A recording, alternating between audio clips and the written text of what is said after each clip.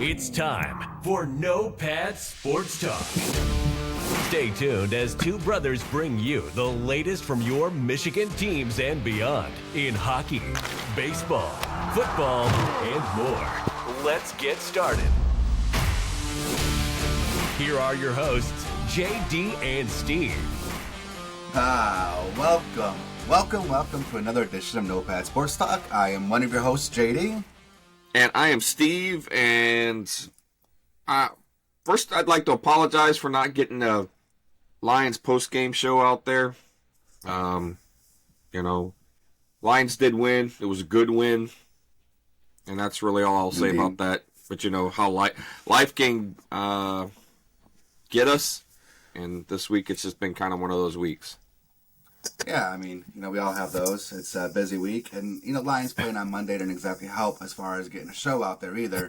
Because we do try to do a show on Sunday, so because we're both off on Sundays generally speaking. So exactly. But at any rate, we do have, I think, a fun-filled day show for you, and it includes something we're bringing back. We've been wanting to do, and we haven't done it in a while. But it seems to be a pretty big hit. If any of you have listened to our podcast back when it was just a podcast, not on YouTube, it's a throwback to then. So hopefully you guys enjoy it, and we'll get to that in a little bit. But I think first we need to discuss something real quick. All right? And, Lions haven't been in this position in a very, very long time. And the position that I'm referring to is leading the division, a chance for a home playoff game, and, anytime you get in the playoffs, you can make noise and have an upset, right? Absolutely. And I think, which we'll talk about a little bit later, but with the World Series, we kind of seen that happen, with, the Rangers and the Diamondbacks, both low seeds coming in and making it the World Series. And then, so just because a team is favored, like the Eagles, the 49ers, doesn't mean that a team like the Lions or even someone else can't come in and make noise and get the Super Bowl. So, absolutely, because you got to think about where the 49ers are right now, right? Since that they got that loss, and what, they're 3 losses in now? Three in a row. Yeah. And there's even talk from 49ers fans and stuff like that about benching Purdy, and saying he's not the guy now. Yeah. Fair weather fans, right? Sure, absolutely. Right, and I get that your team is accustomed to a certain level of success. Right. But you gave up a first-round pick, and not just the first-round pick, like the picks you gave to go up and get that pick, right? Because your organization felt that Brock Purdy is the guy. I think Brock Purdy is still the guy. I think he's probably suffering a little bit from some injuries that are still lingering. And I think it's just making some of his passes off a little bit. But very well could be. I haven't seen enough football to say that, but that's just that's how I feel. Yeah. I mean, ultimately, I don't think. This is just my opinion from what I've seen. Brock Purdy is more of a game manager. I don't think he's going to be a guy that's going to be able to come from behind, like 28 points, 35 points, to win it for you. He's just a guy that's going to get you down the field methodically, because he's not going to make that mistake that's going to put your defense in a bad position, allowing the other team to score an easy touchdown and then get you in a hole. That's pretty much his game. So. Well, and that's kind of how we feel about Jared Goff. I don't know that you can put the game on Jared Goff's hands. I don't know that. Well, I mean, all I'll say is this. This year, going against Seattle, fantastic game, and that was a shootout. Yep. And even the game they lost against the Ravens, he still had a decent game aside from the interception. Yeah. So. Right. But, I mean, I am locked up with you that I wouldn't want to see him, try doing that every single game. Every single game. That's right. Yeah, now, when he's called upon, he has the ability to step up and make plays and make it happen. but Right. I wouldn't feel comfortable with him trying to put up 40 points every game. Yeah, and I know I hate the term game manager, right? Yeah, I It's understand. not. Yeah. You know what I mean? It's not. I don't mean it to be derogatory, right? No. We need a guy who can go out and lead our team and do the things that we need to do on the field. That's what he does. That's Jared Goff for us, right? Right. So that's Jared. If you're listening, please don't take that the wrong way. And I don't want to say it. I see you as a game manager. You're the guy that makes it happen, right? Everything flows through you, right? You're the one making those changes at the line. You're the one that sees what's happening, making the right call, calling the protections. You're the guy. You're our guy. Yep. But where I was going with it, I guess, and again, we kind of got sidetracked talking about quarterbacks, but so the trade deadline, Lions were thought to be buyers because they have a chance to make noise. As people are hoping, for someone in the secondary because of our injuries and struggles. Correct. Plus we didn't really have a very effective pass rush in a couple games as far as sacks goes, not hurries, not any of that kind of stuff. But as far as just pure sacks, the defensive line were a little ineffective in some games. So they were looking for like a defensive end. When I say they, I mean fans in general. We're looking, more like a defensive end or a quarterback help. Now, that didn't happen.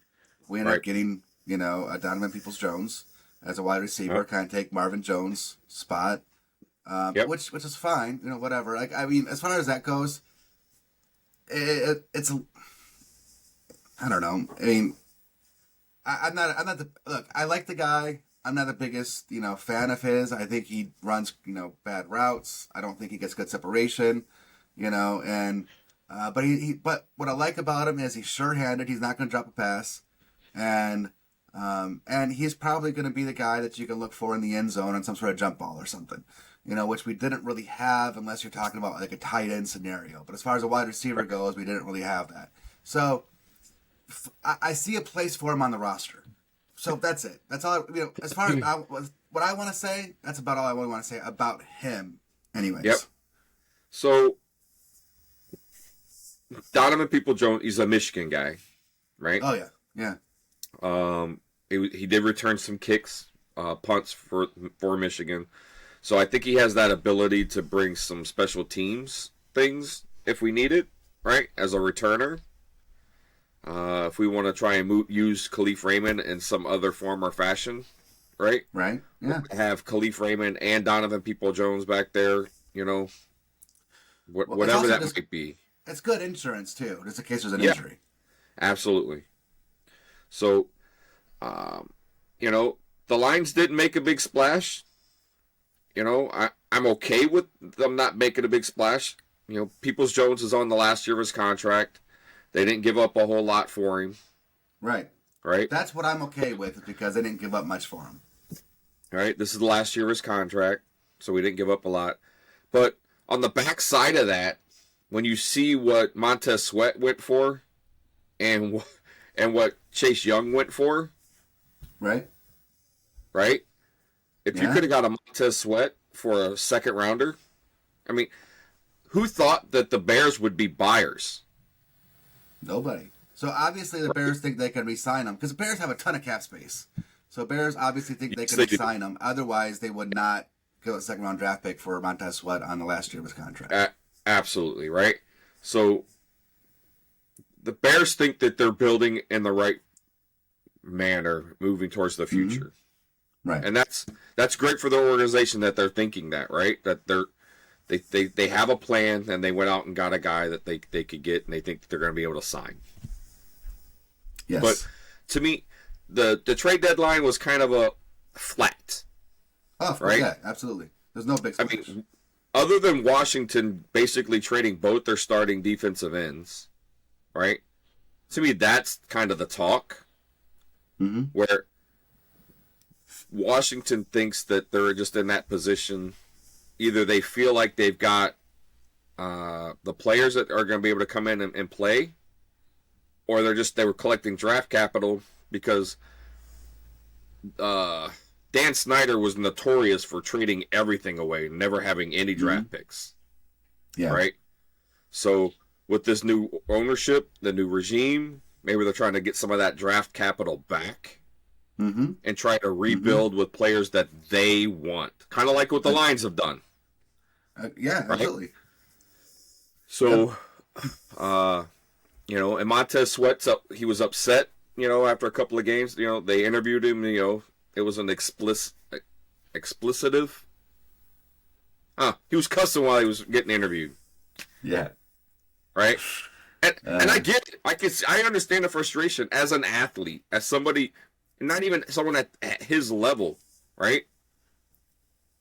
Even if you're a true competitor, you get frustrated when things don't go well, when you think you have pieces in place and you should be playing at a different level, right? That frustration is there.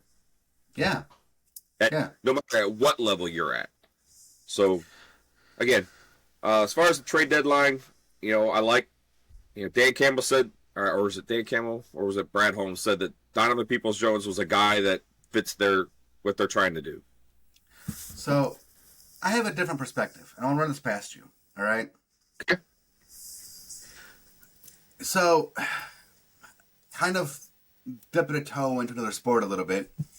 When we're talking about the Tigers, we talk about how the Tigers, Scott Harris, he's got his guys. And we kind of seen that in the people that he drafted as far as, people that have a good hit tool, people that can play defense, not necessarily the big power guys, right? That's what we're talking about.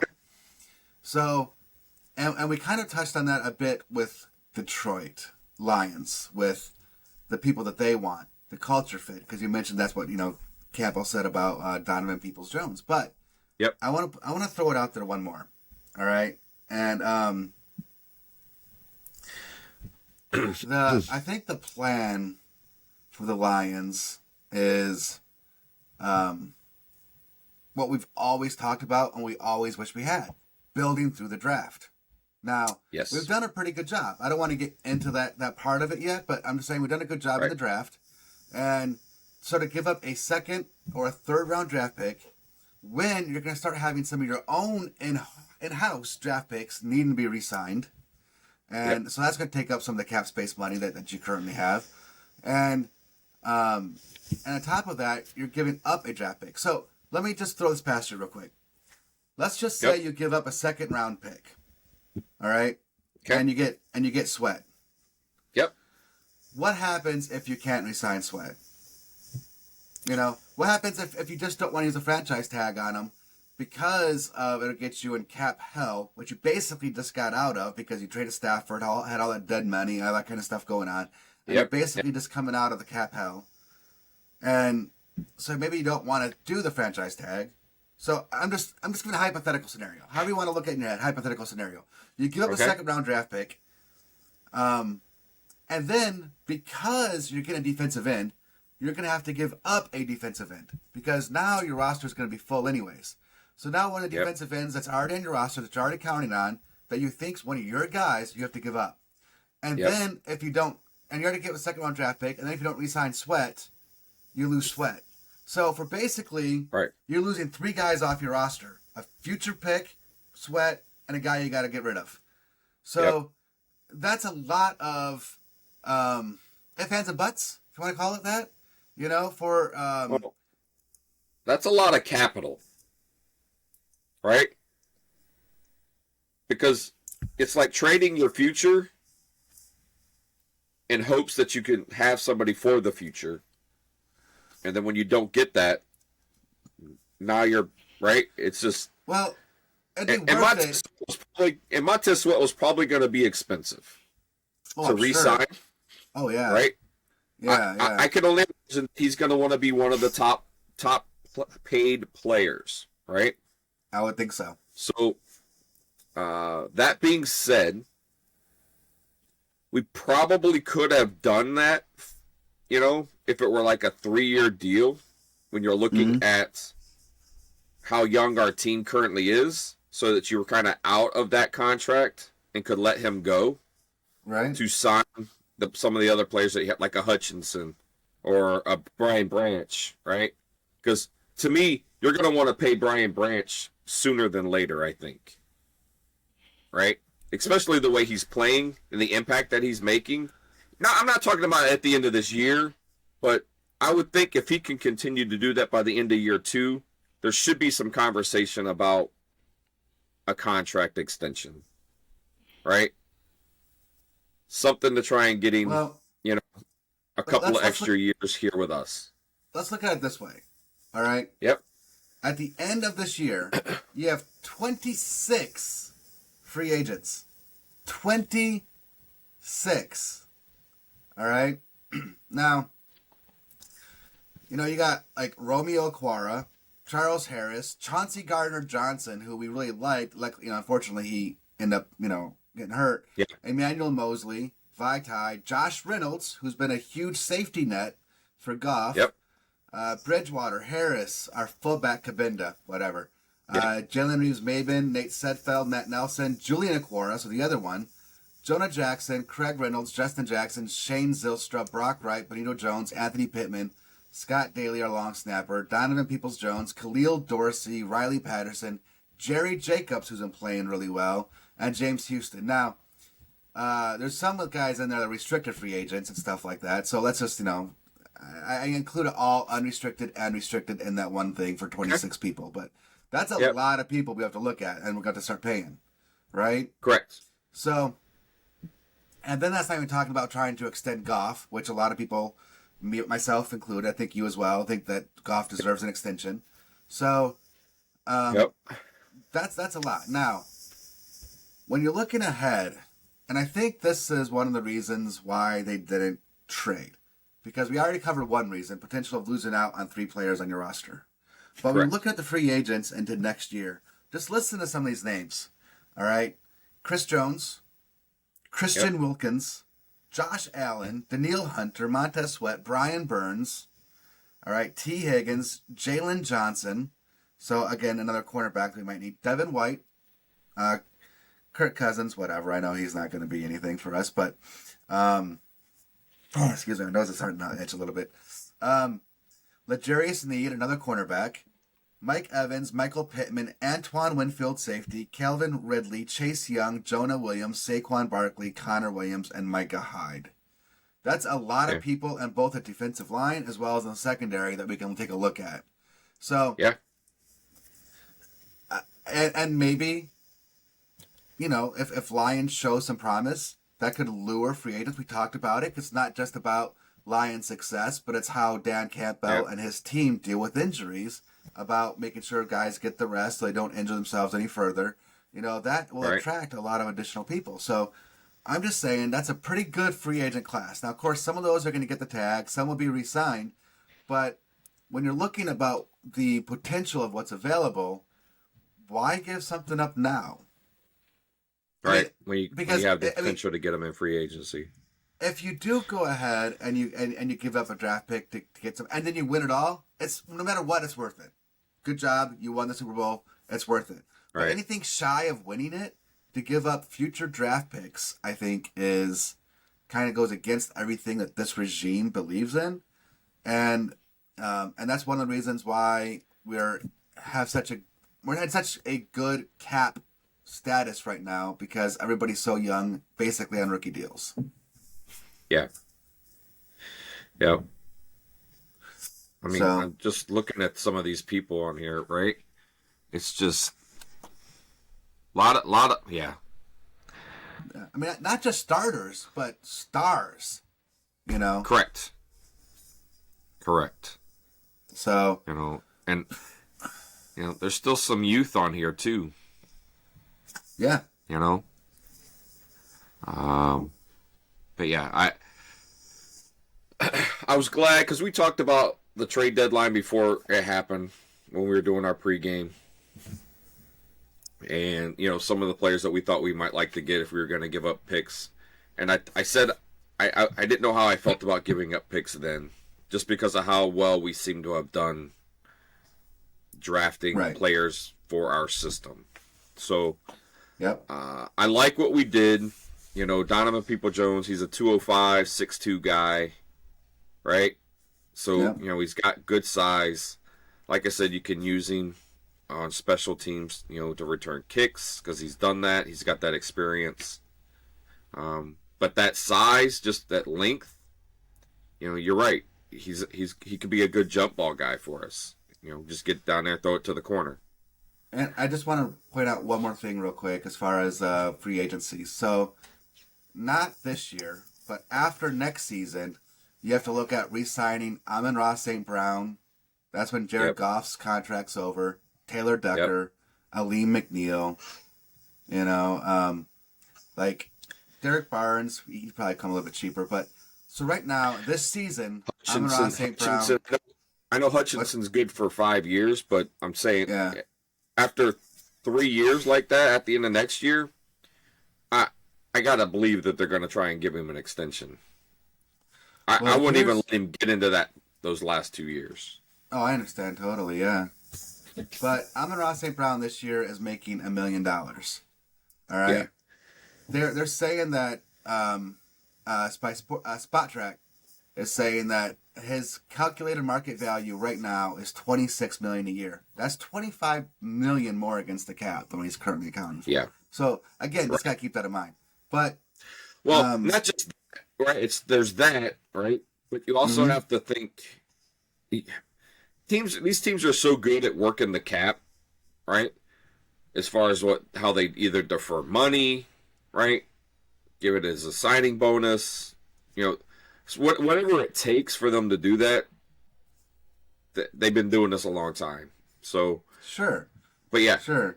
Brown should be getting his extension now, right? If they don't try and sign him this year at the end of this year and offer him in the off season, in the off season, of course. But if they don't do something now, I mean, you can't not. I get it. He's on the cheap. And you're paying him $1 million, and he's giving you 1,000 yards every season. But come on, he's your guy. Pay him. Yeah, for sure. But at any rate, so that's kind of stuff I just want to bring up, right? Like, I don't necessarily. I mean, I in a way, I wish the Lions were able to do something more than just Donovan Peoples-Jones. But at the same time, when you're looking at ahead, I think how this regime operates, they're very patient, and I don't think they feel that they're in a win now mode. I think as much as they're going to talk great about this team, I do believe they think that they're probably a year away. So they're going to use these draft picks on players, coming out of college, and then we'll see what happens next trade deadline. Maybe then they'll make a bigger splash. But we just have to see, But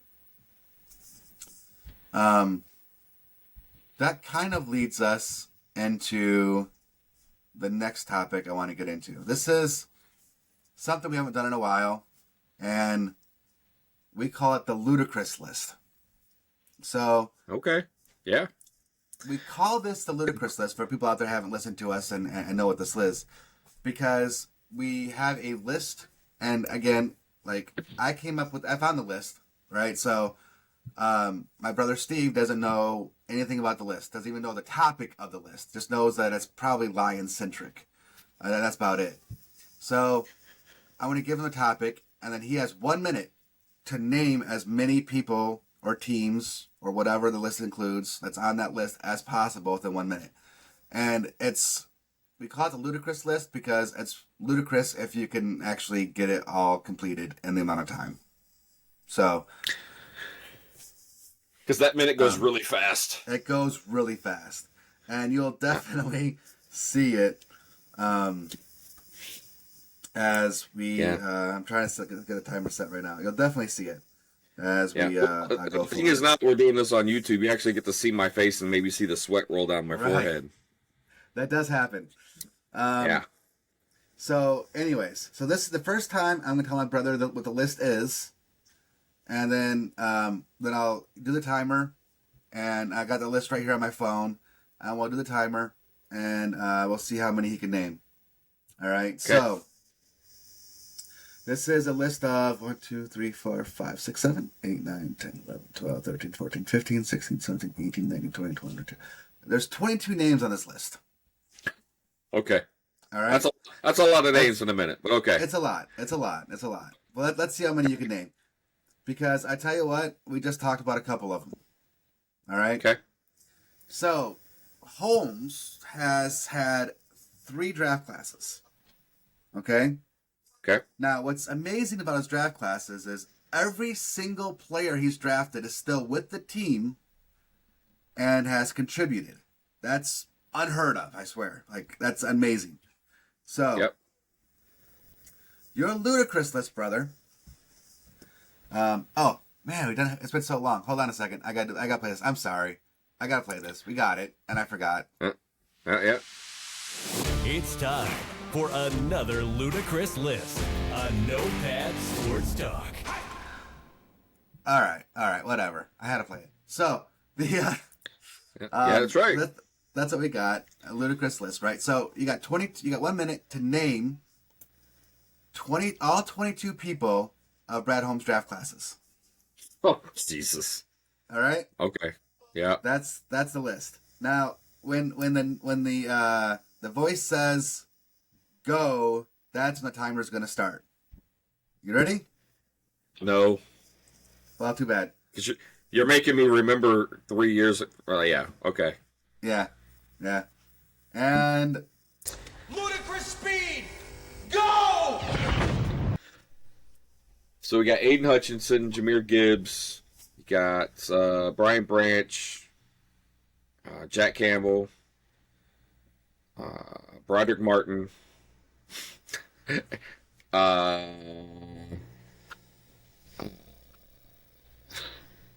Just a second. It's Jacobs.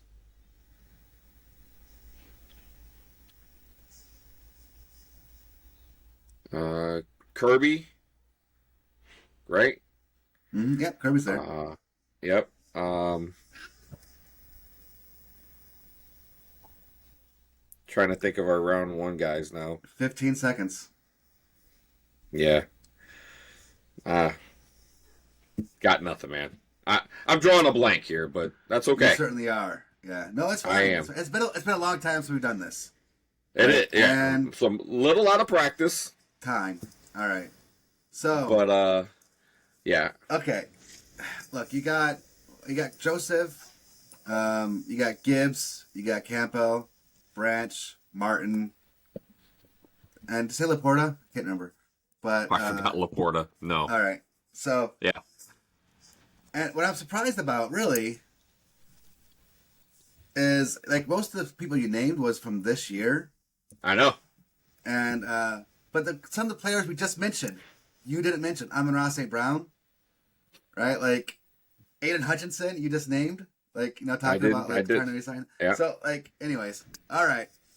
But look, I want to do this list because I want to have a discussion around this. All right. Okay. So in 2021, here are his draft picks: Penei Sewell, Levi Onoruz.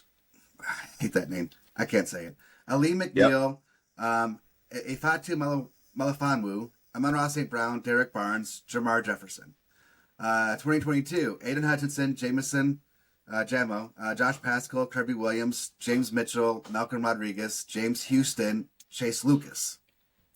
Then this last past draft, Jameer Gibbs, Jack Campbell, Sam Laporta, Brian Branch, Broderick Martin, Corby Sorsdale, who played every single snap in this last game, which was fantastic, Yep. and Antoine Green. All right, so my first thing for you is these 3 drafts are pretty awesome. But if you had to pick one draft that was the best, would it be 21, 22, or 23?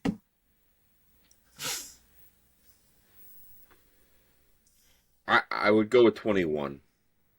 With that Sewell, Anzaruzik, McNeil, Melifonwu, Amon-Ra St. Brown, Derek Barnes, Martin Jefferson. Okay, so Yep. wow. And I'd say that because of the production that we've gotten from those players. Right? But couldn't you make the argument? I know it's just been half a year for the most part, but Yep. Jameer Gibbs, Campbell, Laporta, Branch, Martin, and Sorsdale. Well, I shouldn't say Martin. Sorsdale So 5 players already have contributed pretty good. Martin played his first game as well, recorded his first tackle. And Antoine Green, even though he's only had 2 targets, has played in like 6 or 7 games already as well. So we can make the argument that this last draft had more contributors than the other 2. They have. So, I mean, they're all rookies, right?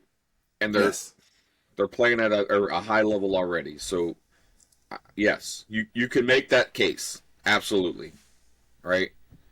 You know, the 2022, while it was a good draft, I think they've just had some players on there that have been injured. Hutchinson, Jamo, Kirby Joseph, James Mitchell. He's been, a pretty good tight end. He's subbing in. Yep. Rodrigo and James Houston is now injured, but he had a pretty good rookie campaign as well. So between Williams, between Jamo and Houston, right? They haven't been huge contributors. Okay. Right? I mean, Houston had a great end of the year last year, and I know he got hurt, and we're still expecting great things from him. But when you balance it out, I can't see the contribution level being there like you have in this year's draft or the 2021 draft. So in 2021, Sewell's been rock solid, right? Yep. Levi, not really. I know he had some injuries, but whatever. Ali McNeil, he's coming on real strong. Yep. Melifonwu, he's kind of subbing in a little bit now with some of the injuries we've had in the right. Now, Amon-Ra St. Brown, hands down, probably the best player in that draft. He's just amazing. Yeah. Well, between him and Sewell, you kind of yeah. Derek Barnes, he's been solid, especially this year. He's come a long way. He's developed.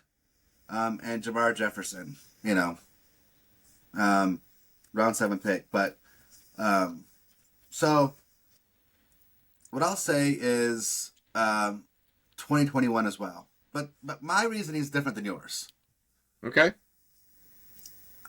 I think the reason why I'd go with 2021 is because that was the year when it was Holmes' first draft, and he had all these players come in, they contributed, and you're like, wow, maybe we actually have something now with him, because he kind of nailed that draft. Oh yeah. And that was, to me, like the beginning of the turnaround with the players. And that's why I picked 2021, because that elevated the talent so much on our team that it kind of got us to where we're at. That was what's the word I'm looking for? Like the base, like the foundation. That was the foundation. Draft. And that's why I picked that. Yeah. And it was, right? When you look at every year successive year after that, right? It's just been building on that foundation. Yes. Right? Absolutely. I feel like the Lions have done a real good job of going both offense and defense, right? Mm-hmm. We've found that the Lions will take players when they want to take the player, not when PFF says they should take their player. I'm so glad you brought that up, because I wanted to say something about that, and I'm so glad you brought that up. Yeah. So so that's like teams will rank their own players, right? These are the people that we want, right? And this is the grade that we give them, not what PFF gives them, not what, any other draft analyst gives them. This is our draft. These are our players. This is how we rank them. And this is why when we took them. And we took them there because that's how we see them. Yes. But here's what I want to bring up to you. All right? So, to me, I don't care. I don't look at it as positional value. After the salary cap went away, I don't think that the positional value matters anymore when it comes to drafting, because the only time it did before is because you don't want to spend like huge amounts of money on I don't know, a linebacker, paying him like $40 million like it was for the first overall pick or whatever, right? Right. Because you need that money for a different position. Now, whereas, the top 3 still make really good money, top 5 still make really good money, it's not like it was. And No. That structure has changed. So that the rookie pay structure has changed the draft. Totally. And because of how it changed the draft, that's why right now I personally don't think that it matters as much. And I'll prove it to you. All right? In 2014, who would you rather have? Would you rather have Eric Ebron or CJ The other Mosley? guy. Yeah. The other Okay. guy. All right. You said Ebron. Anybody other than Ebron. Correct. Right? Okay. But that may not be the best comparison because a lot of people say don't want to draft a tight end at 10. So that's fine. That's true. That's fine. Yep. And it How wasn't about even this? about that.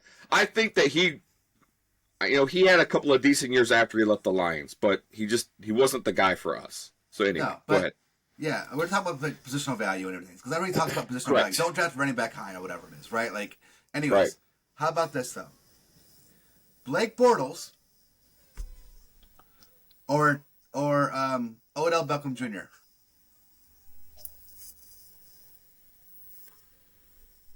I guess I'd go with Odell. Okay, now Blake Bortles because Bortles was taken number 3 that year. Yep. Okay, now because he's a quarterback, that's good positional value. You take a quarterback high because good positional value, right? Yep. So, do you want Blake Bortles or would you rather have Zach Martin?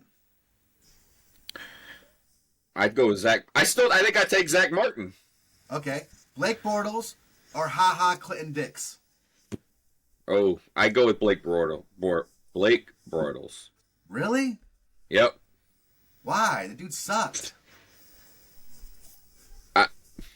Okay, where's Ha Clinton Dix? Hey, at least he made Pro Bowls. Okay, he did. Right? Yeah. We Yeah. brought in Scott Mitchell into the Lions back, with Wayne Fonts and he had an okay time. He had 1 year. There you go. Well, we would have got 1 year. Okay, Blake Bortles Okay. or DeMarcus Lawrence? Oh, DeMarcus Lawrence all day. Blake Bortles or, let's see, Devontae Adams? Adams. Blake Bortles or Jarvis Landry? I like Jarvis Landry. Okay. Positional player, just the way that I like Jarvis Landry. Sure. Me too. Yep. No problem with that. I guess what I'm saying is, like, when you pick a player, it doesn't really matter for positional value. Like, you'd rather have an All-Pro or a Pro Bowl player than just somebody to fill a roster spot and you pick just because of positional value. Like, that's a waste of draft pick. Like, in the end, Blake Bortles did nothing for you. He didn't win you anything. But he was good positional value for the draft. So let's take him, right? Right. But in reality, an offensive guard who's been probably one of the best offensive guards of all time in Zach Martin. You could have taken him and instead of Blake Bortles, not a waste of draft pick, and pay him an extra $1.5 million a year. Right. Well, if you get when you get what you get from the player, right? So yeah, that's why I don't care when the Lions take a player. If Jahmyr Gibbs ends up being, and I'm not saying he is, so don't go crazy on me, but if Jahmyr Gibbs ever becomes as good or better than Christian McCaffrey, is anyone going to care that he was drafted where he was drafted? No. Okay. If Jack Campbell becomes as good as Brian Urlacher, is anybody going to care where he was drafted? No. What does it matter? They'll just think that, hey, he was a steal at the pick that he got him at. That's what what does it they'll matter? say. right? Exactly. What does it matter? Draft It doesn't. value means nothing. You take the player Yep. you want, and you want to play the game a little bit. You want to take them right before you think somebody else is going to take them to try to get more draft picks, whatever else. Yep. Yeah, play the game, right? But don't be afraid to take your guy when you think your guy is going to be the guy. Yep. Well, and look at what the Lions, especially this last year, we talked about it during the draft, about how the Lions got Gibbs, right? And then the Patriots drafted or traded back. Traded back immediately. Right? Because their guy was gone. Their guy was gone. Yeah. So that is a true thing that happens, right? You get him just before somebody else is going to take him, and you take him when you can get him. And that you can't. People want to argue with it all they want, but in the end, that's what it is, right? You know, Jahmyr Gibbs had a fantastic game. Amazing. Right? It just, you couldn't have asked for better. Like, it started out slow. If you looked at early on what his yards per rush were, like in the first, second quarter, it wasn't great, right? Until he broke off that first 20-yarder. He was still right? running like, I think, 5 yards a clip, though. It wasn't great. No, I think it was closer to like 3 to 4. And then he had that big run because he was like 9 for 36, something like that. It wasn't great, but it was in that range. And then he had a good run, and then that just he built off of that. So, but that's how running games work, though, right? You stick to it. If you're getting 3 or 4 yards a carry early, that's a good day when you're talking about the first and second quarter, right? He had like 8 touches in the first drive, right? Wasn't it 8?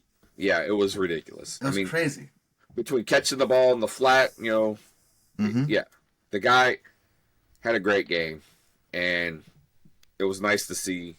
And what was really nice to see is that while the spotlight might have been on him, the guy who seems to, for whatever reason, is always under the radar, Amon-Ra St. Brown, still had a 100-yard game. Yep. Like I said, I mean, I'm saying it every single game. The guy's uncoverable. Yeah. You can't cover him. And that's what I'm saying. Like, how can you say that he's the quiet guy? Right? Yeah. It just, it makes zero sense. Like, you know, even when Sam Laporta had his breakout game, right? He had a really good game. St. Brown had a really good game. He had a better game. You know, St. Brown, dude, like, he's one of the best route runners I've seen.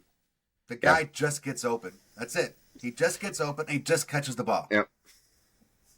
So, there's one more thing I wanted to say about the Lions win, and it's about Jamo.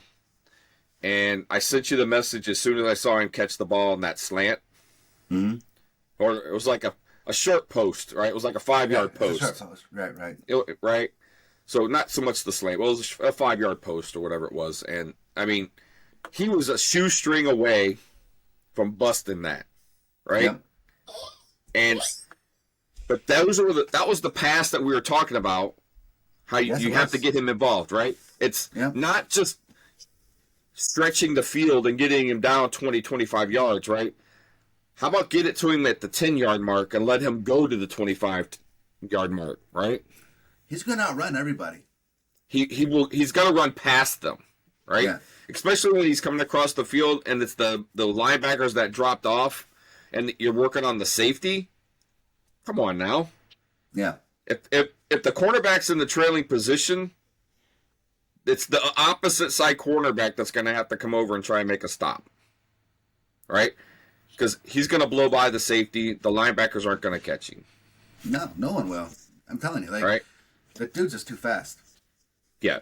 The only bad thing about, I think, what I saw in that game was Anzalone guarding Devontae Adams. Yeah, that was... Right? Like, and I get that he was running those short underneath routes, and that's kind of how he came into his zone, right? So I understood the scheme, But there was a couple, like, if Devontae Adams catches that ball that he drops, because he doesn't hardly drop a ball, right? I mean, that could have changed the game. Yeah, could have. Right? That drop meant a lot to our defense and the way that outcome of that game went, I believe. Right? But yeah, you're like, there's no way. I love Anzalone. And it was awesome seeing the Anzalones in the stands. Yeah, it was. Just, it was great to see that, right? Yeah. So they kept, the camera kept getting over there, you can see the group of Anzalones. And I didn't know what else to call them, right? Yeah. I call them the Show some Anzalones. love. Yeah. Right? And it was That awesome. great. So I love him, but he's not the guy to be covering the number one receiver. Right? No, He's just not. Right? If that's what you want, slide Brian Branch into that linebacker position and let him pick up the guy coming underneath. Right? Yeah, another good game too. Oh, He, there actually, yeah. there is one more thing I want to say about the Okay. game. Our predictions. I Yeah. gotta rub it in. Look, I called it, man. I'm sorry, right? Like I absolutely called it. I called Jahmyr Gibbs having a breakout game. Yep. And which I thought, and even though I believed it, that's why I said it. Like, I think if anybody heard it, they were like, "Yeah, whatever, man, no way." But I called Ali McNeil, and I said he was going to be good in the run defense. I said he's going to be good for pass pressures because I knew they'd be double teaming Hutchinson. I thought that with the way he's playing, it's going to open him up, and that's exactly what happened. Like he had 2 sacks. He was disruptive in the run game. He had a pass batted down. Like, he was just all great. Like, so, I'm sorry, but I just have to do this a little bit. I just have to do this. If you're going to call yourself out, look, I called 7 sacks. You did. And I know we only got 6. Right? Yep. But, I mean, the defense did what we needed them to do. Right? And it's what they couldn't do against Baltimore. Correct. Right? And then you see what happened with Baltimore, right? The next week after they basically boot stomped us. That's the best term I have for it, right? They just boot stomped us. And then turn around and then it was who they played the Falcons? I forget who they played. It wasn't, but they had it wasn't a great game like it was against the Lions. Correct. No. So, but they adjusted, right? One of the major things. Man, I don't want to go back and rehash it, but we seen how they beat the Lions. They came in and they're like, "We're not gonna let you do that to us," and so they learn from the Lions' mistakes. Absolutely. So, but yeah, that's kind of where that all is. I know we're pushing our 48 minutes here. Yeah. Yeah, but I do want to say something about the World Series real quick. I know we talked about the Lions. Congratulations to the Texas Rangers. It was awesome. Winning their first World Series. They did it in really good. They dominated that series, right? Yes. And you mentioned it early in our show. They were the 5 seed, right? Playing the 6 seed. And while that might not seem sexy, I thought it was a good series. Especially the first game. I mean, going in extra innings and stuff like that, that was correct. That was great. Yeah. Absolutely, right? So, was it your guy that you called to get the MVP? It was. Yeah. Yeah. I also called the MVP of the World Series. You called the MVP. So there you go. I'm helping you out, brother. So you called the winner, but you said in 7. They did it in 5. But that's right. Whatever. Yeah. But you called the MVP. You called the MVP. So yeah, I did. But you know but what's kind of crazy? You know what's kind of scary though about the Rangers? And look, they have Brock Porter, Jack Leiter, and Langford, right? who everybody thought the Lions, the Tigers should have taken Tigers. Langford. Yep. Like, they just dominated, won the World Series, and they still have all these people in their minor league system. Yep. It's crazy, like it Owen absolutely White, is. I already said, like Langford and Yep. I don't know, man. Like, anyways, that team's gonna be scary. That's one reason why I said when they first made the playoffs, I thought they were 1 year away, just like I thought Baltimore was 1 year away. Yeah. But look, man, they proved me wrong. They won it. But now that they won it and still have some pitching prospects and positional players prospects coming up, that team's going to be good for a while. Yeah. They're scary. Right. Yep. Again, it's one of those things that a team built themselves. While they did bring in some free agents, because you talked about they got $500 million and two players. And two players. Corey Seager, the MVP, but that paid is the MVP, for it, right? Right. Yeah. Absolutely. You got your money's worth, right? Yeah. At least this year. Yeah. And then you still got your young talent that are coming up, because it is a delicate balance of free agent build to your draft build, right? Yeah. Because you want to have some of that leadership, people who've been there, to help bring along these young people, right? So you're kind of doing that in lockstep. So, but congratulations to them. Yeah. I look forward to seeing them in the postseason again. Just the way they played. The team was built to win. They were overcome. They overcame. What mattered, and that's it. Yeah, because the Rangers, are they AL? Yeah. The AL, yeah. So even the ALCS they were up, and then they lost. They went down, right, and then they came back. So through adversity too, right? They knew it. It just. Yeah. But yeah, congratulations to the Rangers, all you Rangers fans. Yeah. I'm hopeful that the Tigers will be in the World Series in the next 5 years. Yep, I hope so. So, and then we can celebrate another win.